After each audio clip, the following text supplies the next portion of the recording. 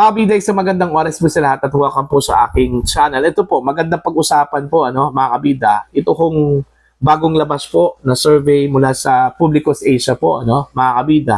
Pahayag 2025. Kung saan po ay sinurvey po nila, mga kabida, yung approval po ng taong bayan dito ho sa performance po, mga kabida. Hindi lang po ni Pangulong Marcos, kundi the whole Marcos administration po, mga kabida. Ito yung kanila kong year-end survey po, mga kabida, ng Publicos Asia, mga kabida. Eto, babasahin ko lang po ito pong post po ni Dr. Rob Rances po, Okay? Publicos Asia's end of the year survey quietly delivers a brutal verdict. Pantakin niyo yung term na ginamit po, mga kabida. President Marcos' own cabinet now sits at a net negative 27 po, mga kabida.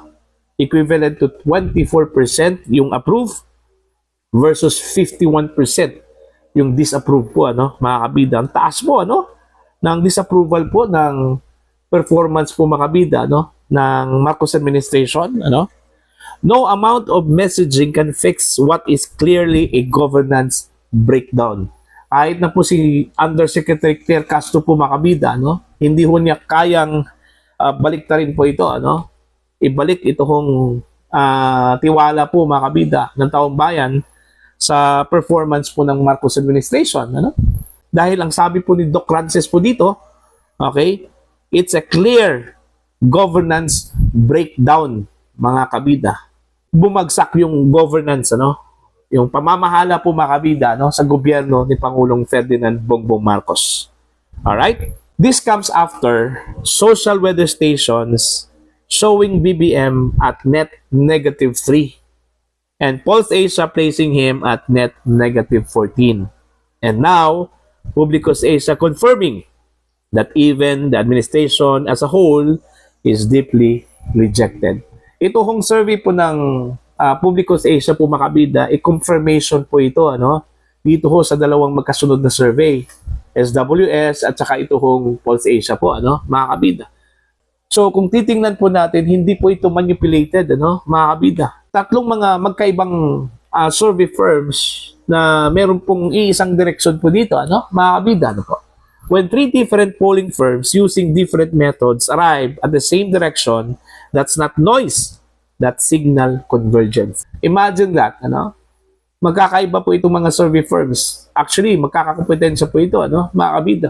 Pero iisa lang po yung kanila kung direction po dito. Nagkaroon po ng convergence, Okay? Iisa yung direction, which is yung resulta po, mga kabida, in negative. Okay? Sa part po ni Pangulong Ferdinand Bongbong Marcos at ng buong Marcos administration po, mga kabida. Net ratings matter because they measure something approval alone can't. Legitimacy balance. And across all three surveys, the balance has flipped against the president. Alright? So, ang nangyari ho dito, kumbaga, damay po itong mga gabinete po, ni Pangulong Marcos, mga kabida, yung kanyang administrasyon.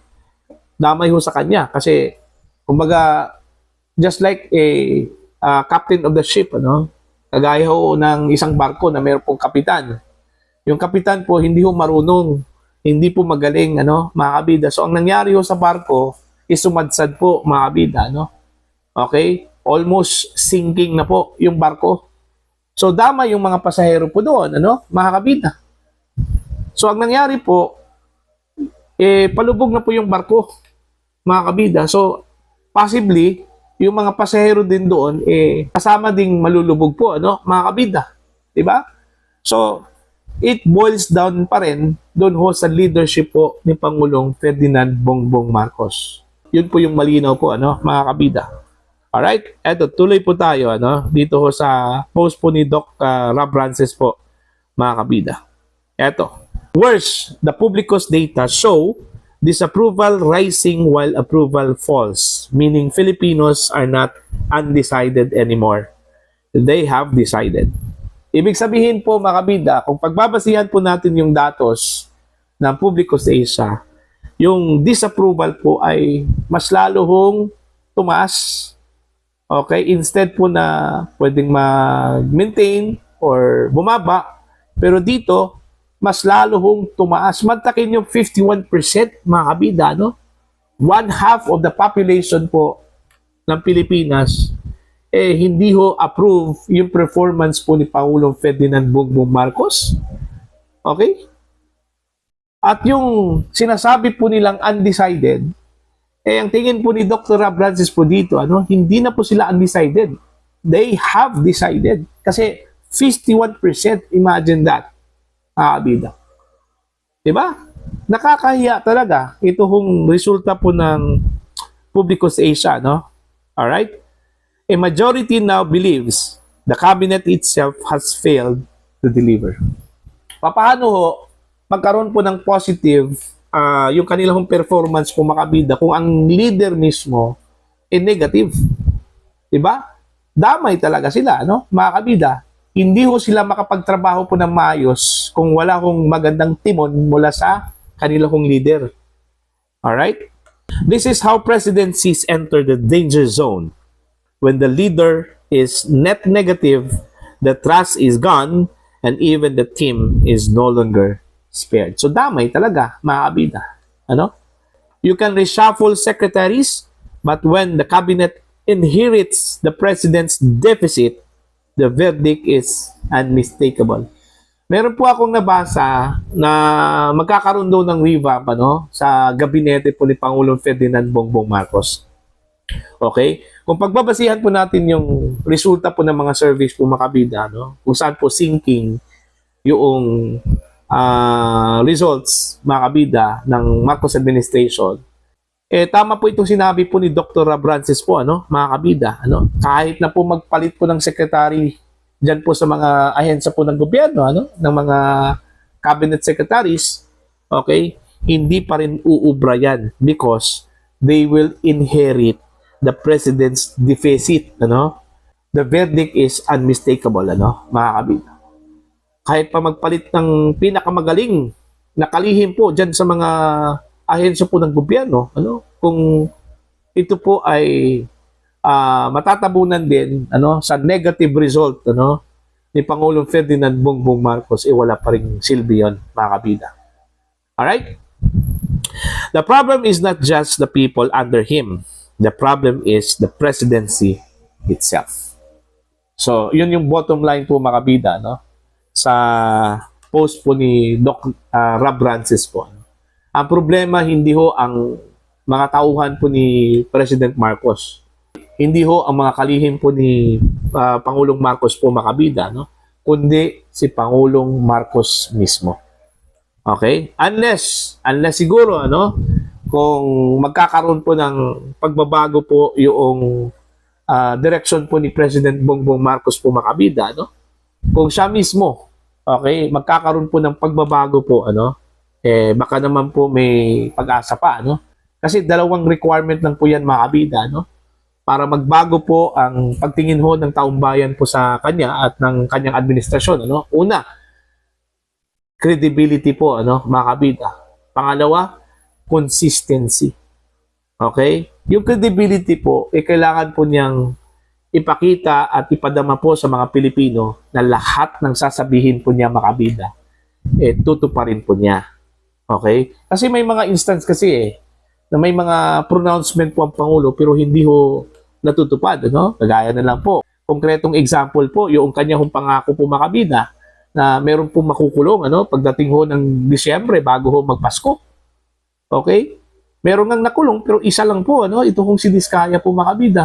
Pero yung inaasahan po na big fish, wala hong nangyari po, mga kabida.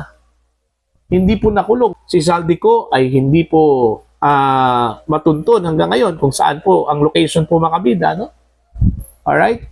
Yung iba pang mga sangkot dito, mga senador, mga kongresista, wala ho. Walang paki po sila, mga kabida. Okay? Diba? Credibility po, mga kabida, Kaya nga, nainis yung si Senator Lacson, Sinabi po ni Senator Lacson po, mga kabida, sana hindi na lang po nagbitaw po ng pronouncement kung hindi po kayang tuparin, So, it boils down pa rin doon ho sa credibility, mga kabida. Yung consistency naman po, mahalaga po yun, mga kabida. No? Dapat consistent ang Pangulo right from the very beginning hanggang sa dulo po, mga kabida. No? Kasi dyan po, masusukat po, mga kabida, yung credibility po ng Pangulo. Magkasama yan, yung dalawa, yung credibility at saka ito kung consistency po. Okay? Pag yan po ay magsama po yan, mga kabida, magkaroon po ng magandang resulta. Okay? Maganda po ang tiwala po ng taong bayan ibibigay po kay Pangulong Ferdinand Bongbong Marcos at ng kanyang gobyerno, mga kabida. Diba? Ganun lang po yun. So, susundin lang po, gagamitin po ng Pangulo yung dalawang mahalagang requirement po, mga kabida, para manumbalik yung tiwala at approval po ng taong bayan sa kanyang performance, sa kanyang mga ginagawa po, mga kabida. Una, credibility po niya at ng kanyang administrasyon, at pangalawa po, yung consistency po ni Pangulong Marcos at ng kanyang administrasyon po, mga kabida. Pag magawa po yan ng Pangulo, okay, maganda yung kanyang legacy po, mga kabida, pagbabahon niya sa kanyang pwesto. Alright? Para po sa inyong opinion at pananaw, please comment down. Sa mga hindi pa po subscriber sa channel, please subscribe. Just click the subscribe button, click the notification bell, click all para updated po kayo, mga kabida, sa aking mga uploads. Maraming salamat po sa inyo lahat.